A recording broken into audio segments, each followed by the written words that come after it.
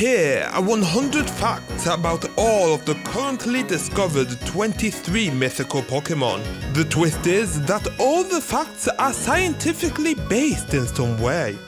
We are going through each of the 23 mythical Pokémon up to Generation 9, starting with Mew from Generation 1. Mew was the only Pokémon you could not obtain simply by playing Pokémon Red and Blue. This lack of availability would become a staple for mythical Pokémon.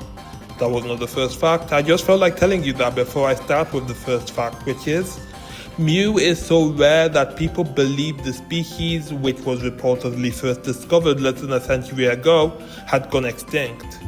This is not dissimilar to how scientists saw the coelacanth, a kind of fish on which Relicanth is based, was deemed to have gone extinct with the dinosaurs until they were discovered again in 1938. Mew's DNA is said to have the genetic codes of all Pokémon. DNA is a very long molecule that contains strings of code for making specific proteins.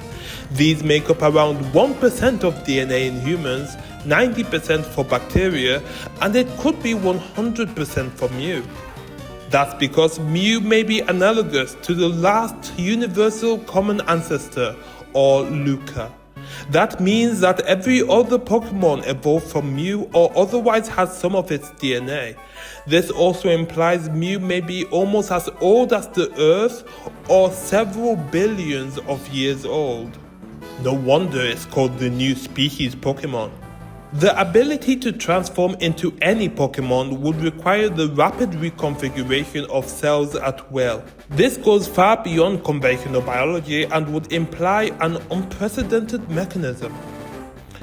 Considering how Mew looks like a fetus, it may be that Mew is characterized by having a large variety of totipotent stem cells. In other words, Mew's cells can become any type of cell, such as a white blood cell, a skin cell, etc. For instance, the axolotl can de-differentiate its cells to regenerate a new tail. Mew would not only need to be able to differentiate and de-differentiate its cells at will, but would need to make new cells and destroy unwanted ones while changing the distribution of mass almost immediately. Only Arceus would know whether this violates the law of conservation of mass or not. Ditto can also transform into every Pokémon, however they are not as good as Mew at transforming perfectly. It could be that Ditto are corrupt versions of Mew and have cells which are less agile than Mew's. Nonetheless, according to Darwin's theory of evolution by natural selection, Mew could have been a pervasive species that, over evolutionary time, started to permanently differentiate from other Mew, perhaps because they lost the ability to change back to their original Mew appearance once they became accustomed to being a certain way. Next, Celebi, guardian of Ilex Forest and time travel Pokémon. This will be the last time in nearly 2 decades that a generation is introducing only one mythical. For better or worse. Celebi can wander across time. We can move across time, even inanimate objects. According to Einstein's general relativity, everything in the universe is suspended in a construct called space-time, which includes 3 dimensions of space and 1 dimension of time.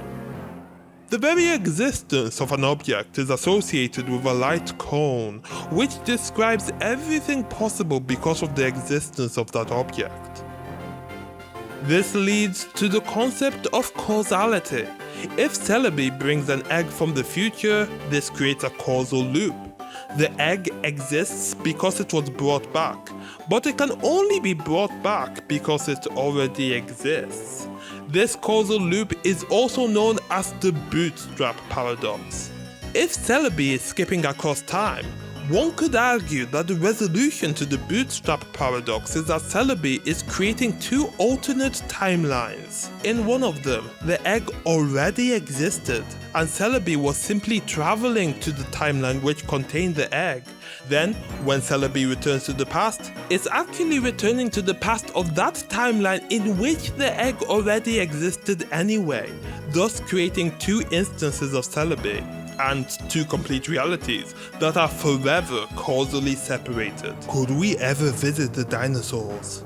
Could we see what happens to us in the future? Time travel could be possible with wormholes. Wormholes by themselves may appear spontaneously throughout space-time and inside black holes, but they are extremely unstable. Traversable wormholes could exist, but they would require negative energy density, which may most reliably be realized by so-called exotic matter. Since negative energy density does not violate physical laws, this means that, while they are hypothetical, they are not impossible.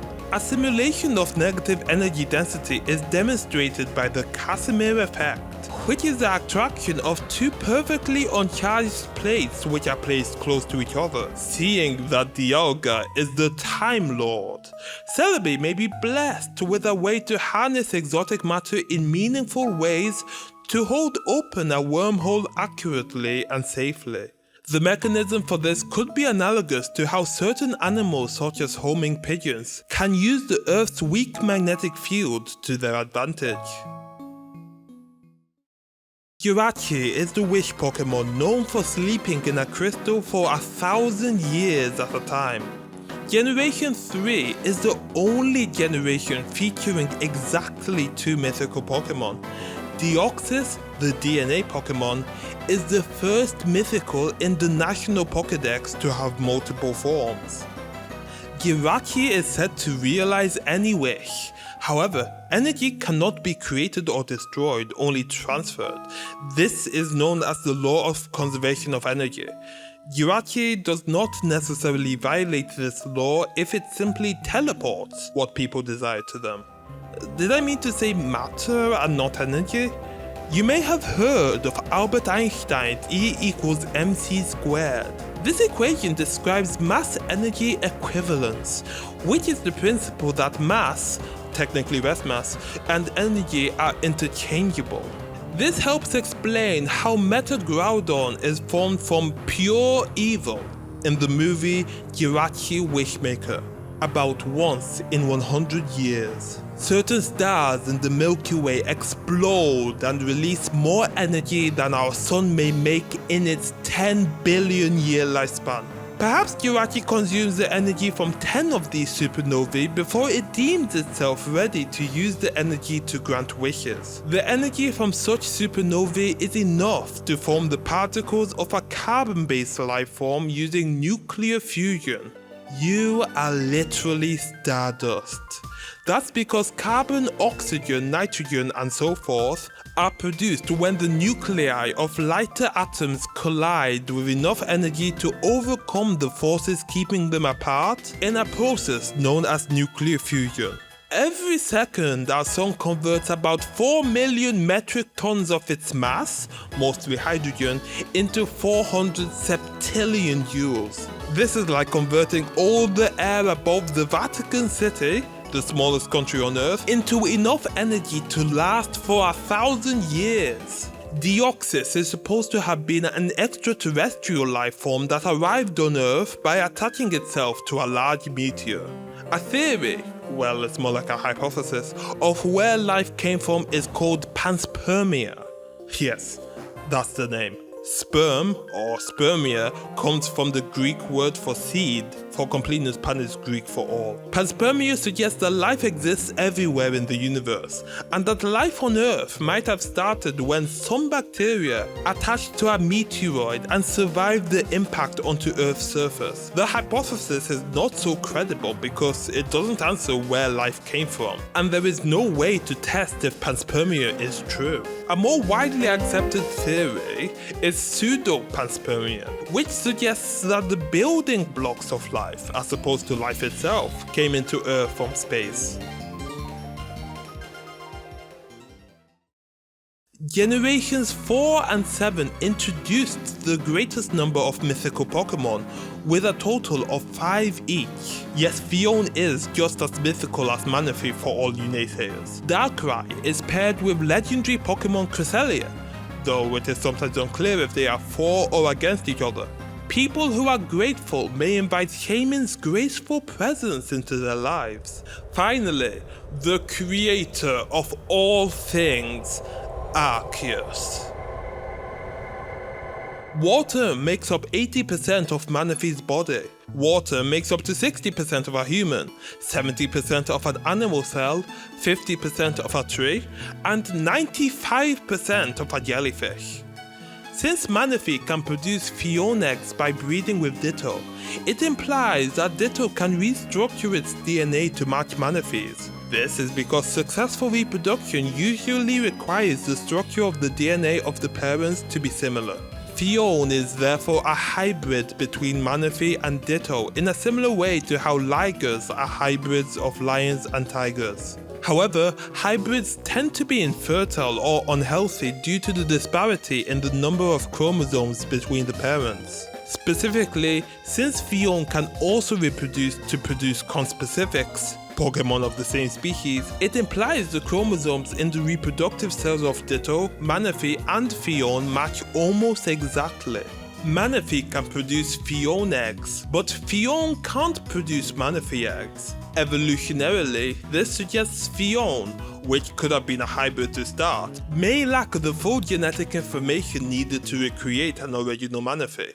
Darkrai afflicts those who enter its territory with nightmares. According to Harvard Health, about 3 to 7% of the US population experiences nightmares, especially children between the ages of 3 and 6. According to the same article, dreams may be recent autobiographical episodes that mix with older memories to potentially create a new memory for later. Meanwhile, nightmares are thought to be frightening dreams that reflect the feelings of terror, fear, distress, or anxiety we may have in real life, which would explain why more vulnerable people like children experience nightmares more frequently.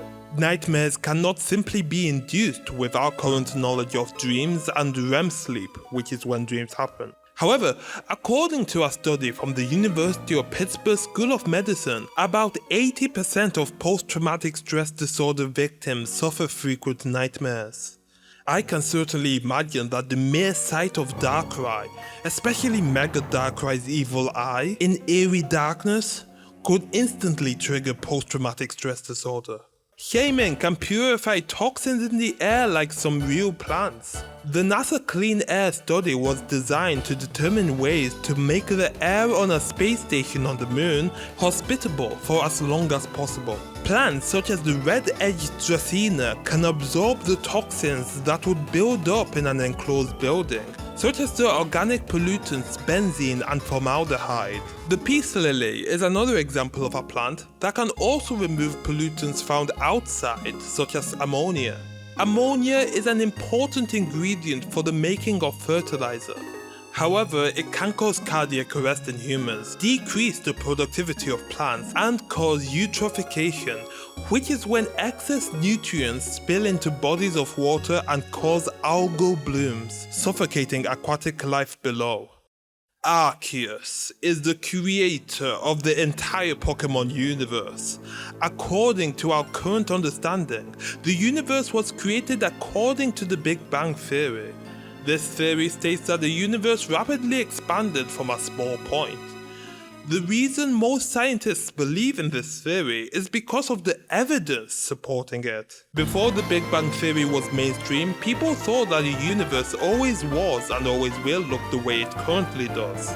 This was called the steady state model. This meant the universe will satisfy the perfect cosmological principle that the distribution of matter would be unchangingly uniform over large scales. Since this does not corroborate with experimental findings, such as the observation of cosmic microwave background radiation, it was soon dismissed. The Pokémon universe would be centered around the point of Arceus' emergence from an egg. However, nobody knows where the universe began except that it is roughly 13.8 billion years of age. This is because the beginning of cosmic expansion started 13.8 billion years ago, which comes from extrapolating Hubble's law.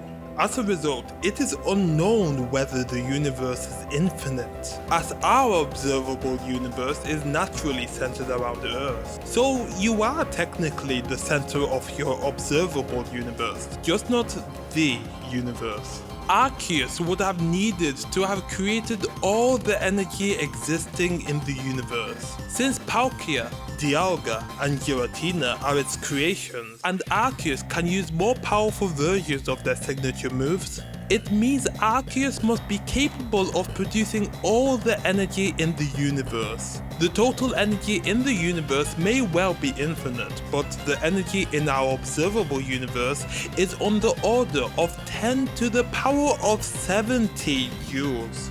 That number is 1 followed by 70 zeros. That's just for our observable universe, and this energy is already practically infinite. No wonder Arceus went into a deep slumber shortly after creating everything. Maybe it expended its 1000 arms in the process so it could not replicate the creation of the universe. However, in the Arceus event in Sinjil Ruins, it is implied that the arms are unknown and that Arceus can replicate its creations. Briefly, the zero energy hypothesis suggests that the total energy of the universe in its entirety is zero, as the positive energy cancels out the negative sources in the form of gravity. The idea is suggested by the likes of Stephen Hawking, who exemplifies with this paraphrased analogy. If you build a hill, from where do you get the materials? Do you not have to dig a hole of equal size somewhere else? Victini surprised me when I first discovered that it was the very first Pokémon in the Unova Pokédex. It alone is unique in this regard. Right after Kyurem, to whom it is somehow related, Keldeo brandishes its horn with honor and power. Meloetta is said to have inspired all of humankind with the gift of creation. Genesect is unlike the rest in that it is artificially enhanced to be monstrously powerful like no other. Victini can share the infinite energy it creates. This is a paradox. If the energy were infinite, then it wouldn't create it in the present tense. On the other hand, if it actively creates the energy, that means it is adding to an infinite store of energy, which would be practically fruitless. Perhaps the energy store is practically limitless, which implies that Victini has too much energy and it will take a gargantuan effort to deplete it. Moreover, due to the law of conservation of energy, that implies Victini is somehow harnessing a hidden energy resource. In fact, Victini, being just 4 kilograms, has enough energy in it to potentially supply the energy demand of Nigeria for 16 hours. That assumes it somehow fuses with a near-perfect conversion efficiency each atom in its body in a nuclear reactor, releasing energy equal to mc squared. Since Victini is made of elements much heavier than hydrogen, the yield from fusion would be even lower.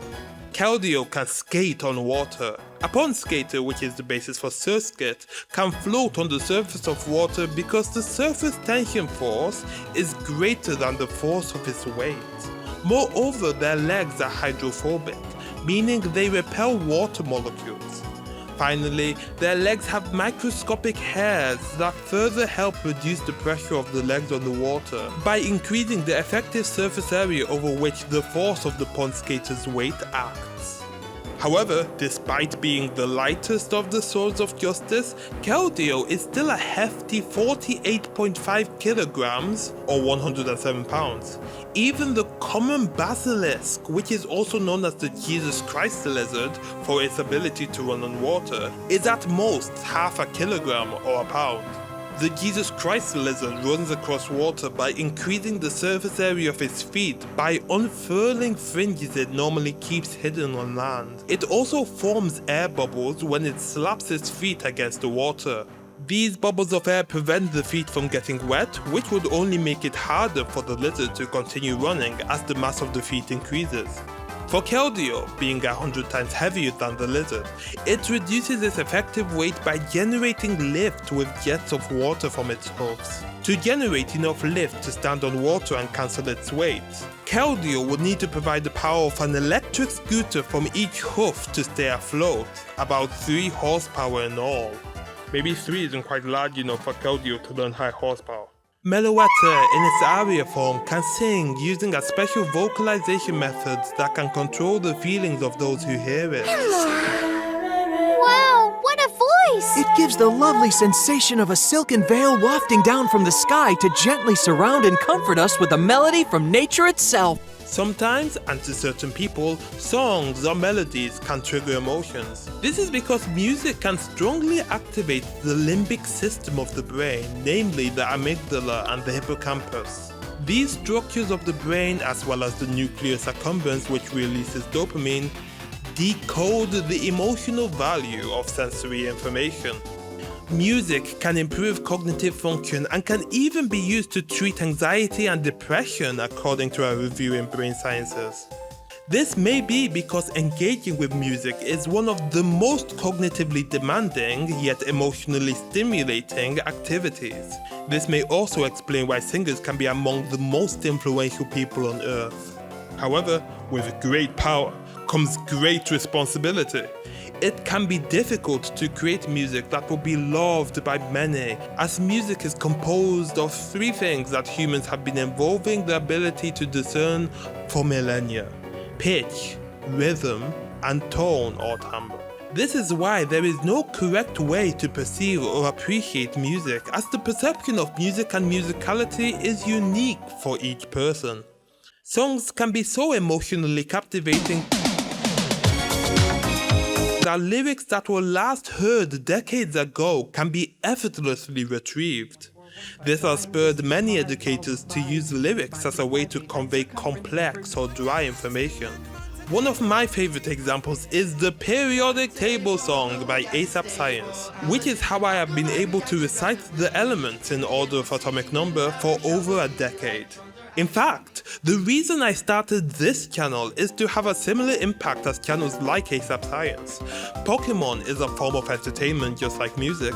Science is often perceived as a colorless subject you are forced to learn in school, with mounting pressure placed on your ability to do well in it. Meanwhile, players often connect with characters from beloved video games in intimate ways, which is what makes video games so special. The marriage of 2 seemingly disparate concepts is what this channel is about. More specifically, the premise of this channel is to prove that science is not simply a means to pass exams, but a way to reveal the incomprehensible beauty of our lived experiences. Genesect is the only mythical Pokémon other than Megaenerd created by humans. It was likely revived from a fossil of a legendary bug-type Pokémon, given that it was feared as the strongest of hunters 300 million years ago. This is most likely supposed to be a parody of the relationship between Mewtwo and Mew, as Mewtwo was the only legendary Pokémon created by humans by this point, while Mew is an ancient mythical. Is it possible to restore extinct creatures using fossils? DNA is required for any chance to restore an organism, yet DNA is one of the most fragile parts of the body and tends to be the quickest to irrevocably degrade when an organism dies. The most likely scenario comes from the Colossal Biosciences Direwolf de-extinction project. The direwolf had gone extinct 10,000 years ago and was apparently brought back in October of 2024. First, note that the direwolf went extinct only 10,000 years ago. DNA has a shelf life of around 1 million years in the wild before it becomes practically unusable. So the legendary bug type of 300 million years must still be extant, like the cockroach. This means we'd better ignore the Super Smash Bros. Trophy information that says that Genesect was created from a 300 million year old fossil. Even though they are related to the absolutely common and unremarkable species of Carbink, Deoxys is a mythical Pokémon said to be the most beautiful Pokémon in all existence. Hooper is extremely powerful as it is able to summon multiple legendary Pokémon at once and even move entire islands through its rings in its true form. Also, Volcanion exists. Deoxys is a mutated Carbink, which is born from the temperatures and pressures deep underground. Diamonds start to form about 200 kilometers or 100 miles below the surface of the Earth at pressures of 5 gigapascals or 725,000 pounds per square inch at the average temperature of the mantle of 1,100 degrees Celsius or 2,000 degrees Fahrenheit. I shan't dare to call this a fact, but 725,000 pounds per square inch can also be expressed as 725 kilopounds per square inch, or 725 KSI. What the Pokédex might mean by saying that Deoxys is a spontaneous mutation of Carbink, although can anybody really give any credibility to Legends today, is that Carbink are lithospheric diamonds which form at 200 kilometers below the surface, but Deoxys, a sublithospheric or super deep diamond, forms at as much as 800 kilometers or 500 miles below the surface. This can only happen in certain places where the crust has barely changed since the Earth was born. No wonder Deoxys is so rare. In other words, Deoxys and Carbink would be very unrelated, at least geographically, until they might all be brought to the surface via volcanic eruptions. Thus, Carbink and Deoxys are not different thanks to a mutation, they are not biological after all, but metasomatism. Diamonds are metasomatic minerals. This means they are formed when different fluids containing dissolved carbon, such as in the form of carbon oxides, come into contact with reducing rock compositions in the mantle. For example, diamonds can form in peridotite or eclogite. Carbon is conveyed into the deep mantle from the subduction of the ocean floor. If, during the formation of diamonds, the bonds between carbon atoms are slightly stretched or compressed, it can cause the diamond to appear brown, red, or pink. It is not possible for any process to instantly create many diamonds by compressing the carbon in the air. This is because carbon prefers to make graphite instead of diamond. Furthermore, the pressure needed would also drive the temperature high enough to turn the surrounding gas into plasma. The dazzling, sparkling diamond on Mega Deoxys' forehead is a whopping 2,000 carats. Most people might be familiar with the term carat to refer to the purity of gold. 100% pure gold is 24 karat gold. 50% pure gold is 12 carats, etc. A carat in gemology, on the other hand, is a unit of mass equal to exactly 200 milligrams, or 0.2 grams. So 2,000 carats would be 400 grams or just less than a pound. The largest diamond ever found was the Cullinan diamond and measured 3,106 carats. Hooper uses its rings to move things across time and space. The thought of moving something immediately across a huge distance could imply that the item being moved traveled faster than light to get there. This corresponds to the principle that information cannot travel faster than light, the so-called universal speed limit. So if Rayquaza was summoned through a portal, for instance, as it passed through the portal, part of its body would be in the ozone layer 30 kilometers or 20 miles high, while the rest of its body would be right next to the ground. You might think that light would obviously pass through the ring as well, rendering this whole point pointless. Suppose you have two particles of light that travel directly from the sun to Earth. They both cross the same distance in the same time, so if someone tried to measure the speed of these two particles or photons, they would get the same speed. Now, suppose one of these photons traveled into Hooper's rings and crossed 30 kilometers in 0 seconds while the other didn't. Yet the two photons are identical, so what should be the speed of the photons, i.e. the speed of light? We only need to return to the idea of wormholes to resolve this apparent paradox, because it isn't a paradox at all. If light passes through a wormhole, or hyperspace hole as it were, both the time taken and the distance traveled would scale proportionally, leading to an equivalent value of the speed of light, since speed is equal to the ratio of distance to time. By warping space-time in such a way, a wormhole is behaving like a black hole in that it can change the path light takes. However, although wormholes are perfectly consistent with general relativity and may even be consequences of it, they are far too unstable and would collapse before they grew to an observable size. There is much unknown about the potential of exotic matter and the formation of traversable wormholes, so it is safe to say they are still mostly a work of fiction and mathematical technicality. Volcanion uses steam to blow away mountains. In other words, Volcanion is the big bad wolf. Everyone, we have found the culprit who was tormenting all those pigs. No wonder it didn't get much lore, its lore was already written hundreds of years ago. Alternatively, maybe trying to copy Blastoise by shooting steam from its cannons instead of water?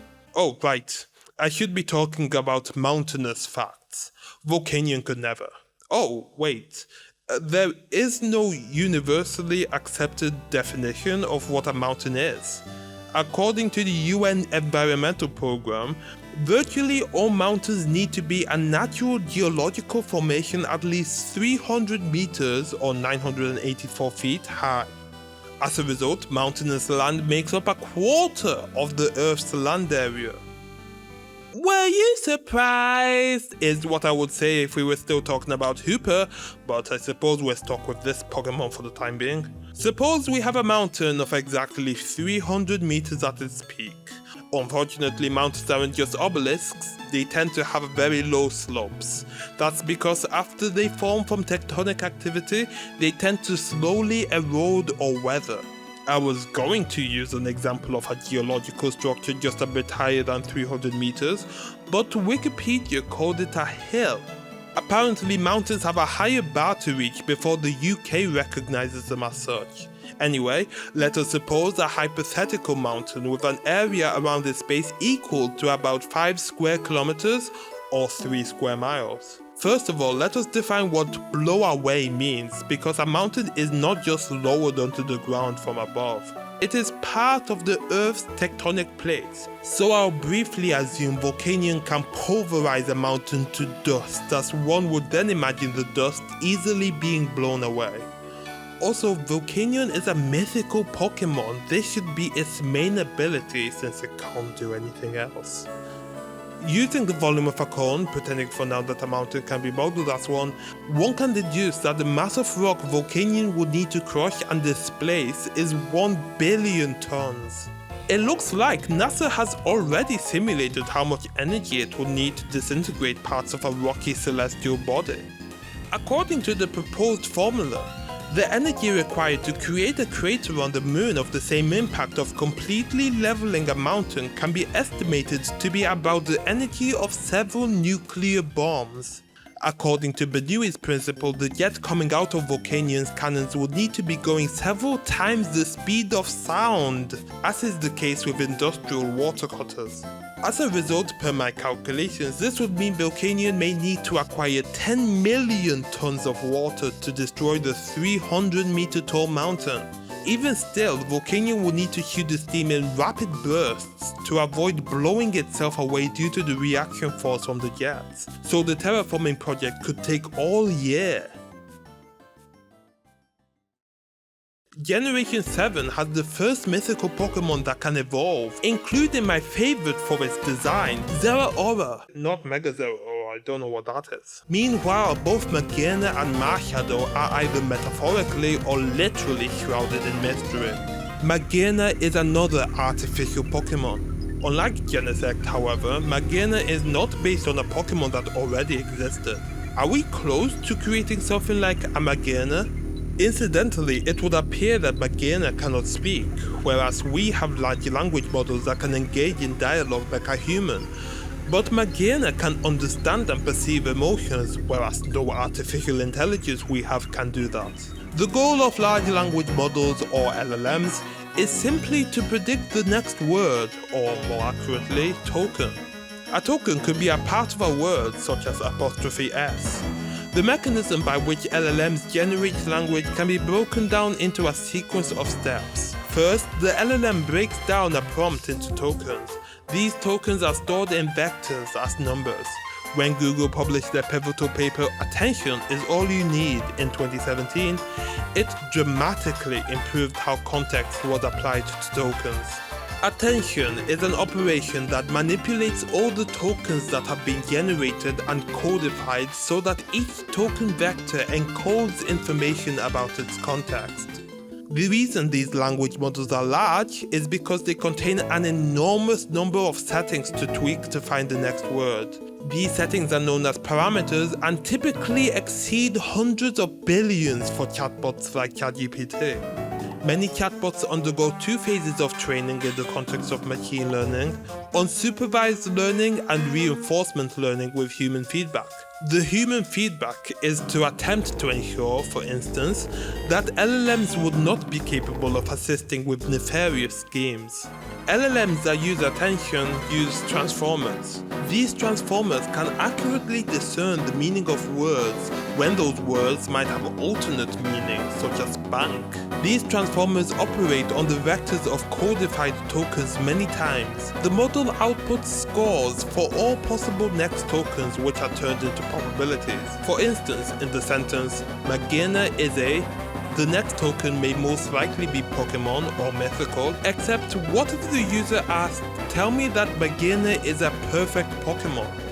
Of course, the LLM could choose any token from a set of plausible tokens. As a result of the behavior of multiple layers of transformers, LLMs can behave in ways that could not have been reasonably estimated based on the behavior of training models or smaller language models. As LLMs scale progressively, they tend to exhibit new and unexpected capabilities. This is known as emergence. An emergent property of a highly advanced AI could be superintelligence or the ability to experience and perceive human emotions. So, although the Soul Heart is depicted as an object created from the life of multiple Pokémon, it may also simply be artificial general intelligence coded into a symbolic item. My shadow never appears before humans, the Pokédex states, by concealing itself in literal shadows. There are two kinds of shadows, at least optically, the Umbra and the Penumbra. No, not Umbra, not Umbreon, Umbra. The Umbra is a region of complete optical occlusion, meaning absolutely no light reaches there. Umbra is Latin for shadow. The penumbra is a region of partial occlusion, so some light can enter the shadow, which is what you would have observed if you ever saw a colored shadow or if you could still see details in the shadow. Penumbra comes from Latin for almost shadow. For my shadow to conceal itself in a shadow, it would need to stand in an umbra, otherwise there would be a chance it could still be seen. However, my shadow can hide in the shadows of people like Ash Ketchum when he's standing in broad daylight. Had there been no air to scatter the light from the sun, then it would be veritably an umbra. Of course, this all ignores the effects of light from faraway stars and treats the sun as a point source. One alternative shadow that my shadow could be concealing itself in is the shadow of the psyche. In psychology, the shadow is a part of the self that is hidden from conscious awareness or introspection. Aspects of the shadow may be positive or negative. Positive aspects are normally apparent in people who have limiting beliefs. My shadow might otherwise live in the realm of unconsciousness and may manifest in dreams to discover the hidden aspects of people's minds. This may explain how my shadow can copy and even surpass someone's powers and movements. According to the Pokecology book, Zeraora is the fastest known Pokemon with a top speed of 720,000 miles per hour or 1 million kilometers per hour. That's over 900 times the speed of sound. That is 0.1% the speed of light. That is 10 times faster than the Earth is traveling around the sun. 0.1% the speed of light is enough to potentially notice the effects of time dilation, but it is somehow reasonable if you suspend your disbelief for now. However, Zeraora runs as fast as lightning strikes, according to the Pokédex. Lightning travels, unsurprisingly, at the speed of light. Not 0.1%, not even 10%, but 100% of the full 300 million meters per second. If the Earth moved that fast, a year would be less than an hour. Also, one interesting property of light is that it has no mass, but Zeraora is 44.5 kilograms or 98.1 pounds, meaning its mass would tend to infinity as it approaches the speed of light. This is because of special relativity. It is also why time slows to a grinding halt in black holes. So Zeraora would end its reality if it ever ran that fast. Still, even Mega Zeraora wouldn't run that fast because of how much energy it would require. That's not because it is a biological creature. That's because it would require more energy than exists in the entire observable universe. Suppose the claim was simply observational. Then it would mean Zeraora would only look like it traveled as fast as lightning. Suppose that Zeraora moves at 0.1% the speed of light, like the Pokécology book states. That is equivalent to trillions of joules of kinetic energy. The power needed to sustain a speed on Earth is proportional to the cube of the speed due to air resistance. The power to go to 0.1% the speed of light is nothing compared to the power to maintain that speed, as the very not streamlined Zeraora would be running into a thick wall of superheated gas and plasma. As Zeraora runs across the Earth, it would flatten buildings and trees that are miles away. The heat shock would kill all creatures at least 10 miles away. Zeraora would be hotter than the core of the sun, trigger nuclear fusion, and burst in a kind of small-scale supernova. Melton eats metals. This behavior is known as chemoheterotrophy. Chemo because metals are chemicals as opposed to light. Hetero because Melton relies on a food source and cannot produce its own food. And trophy, which is Greek for nourishment. Plants, therefore, are photoautotrophs. Humans are also chemoheterotrophs because we get our food from chemicals. Specifically though, we are chemoorganoheterotrophs because the chemicals are organic, being normally made of carbon, hydrogen, oxygen, and nitrogen in the form of carbohydrates, fats, and proteins. Metals are typically toxic to life because they form disruptive compounds in the body. However, some, such as iron, are essential in low concentrations. If you eat certain kinds of fish like tuna, you may be unwittingly consuming the toxic heavy metal mercury, because mercury leaches into the water from mines and power plants. Mercury poisoning may result in impaired child development and processing of sensory information. The likelihood of being poisoned decreases if you eat the tuna's prey, such as salmon, and increases if you eat the tuna's predator, such as shark. Since mercury is not broken down in the bodies of most living things, it continues to accumulate in them. When those bodies are consumed by predators, much of the mercury they ever consumed is also consumed. This is known as biomagnification. Here is a chart of the safest fish to consume. Melton and melmetal are made of gallium, which is like mercury in that it can form liquid metal alloys. For instance, gallium has a melting point of 30 degrees Celsius or 86 degrees Fahrenheit. An alloy made of gallium and indium tin and zinc can have a melting point as low as a few degrees above the melting point of water. This makes it ideal for electronics that change shape, including wearable electronics, as well as for use in soft robots and carrying ferrofluids. A ferrofluid is a magnetic liquid historically made of iron, hence the name ferro, which comes from Latin. They normally have a glossy jet black appearance as they are made from something like iron filings suspended in oil. According to the Pokédex from Legend ZA, Melton are made of steel, an alloy of iron and carbon, and melmetal can produce iron.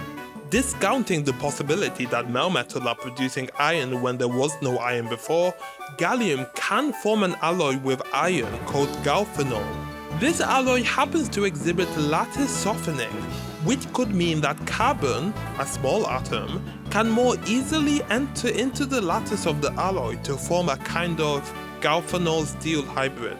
Galphenol is useful for converting between mechanical and magnetic work due to its magnetoelastic properties. In other words, it can be used for actuators, force sensors, and energy harvesting devices. Incidentally, changing the degree of lattice softening by introducing carbon could affect its thermal conductivity, which could explain how Melton and Melmetal regulate their body temperature. Generation 8 was the first time in 19 years that a generation received only one mythical Pokémon. Although it seems completely foreign to Galar, Zarude is the last Pokémon in the Isle of Armor Pokédex. The vines that grow on Zarude's body can help trees grow. There are 17 essential nutrients plants need in their correct proportions for healthy growth. Carbon, hydrogen and oxygen are acquired from the air and water. Nitrogen, phosphorus and potassium are the main nutrients of the remaining 14 acquired from soil. The other nutrients are sulfur, calcium, magnesium, boron, copper, iron, manganese, molybdenum, nickel, zinc and chlorine. Boron, copper, iron, manganese, molybdenum, nickel, zinc and chlorine are only needed in trace amounts and are subsequently called micronutrients. Zarude's vines might be acting as a kind of fertilizer in case the soil is lacking the required nutrients because it is infertile. There are more ways soils can be infertile that could inhibit plant growth. Being too acidic is one such way. Also, if the soil is sandy with little organic matter, any nutrients would simply wash away. This is one of the reasons deserts cannot support plant life. Of course, being too hot or cold would practically crush any final hope of anything growing in desert soils. This is why cacti are wonders of nature. Plants need more than just nutrients to grow though. Specifically, they need nutrients, but also light, air, water and space.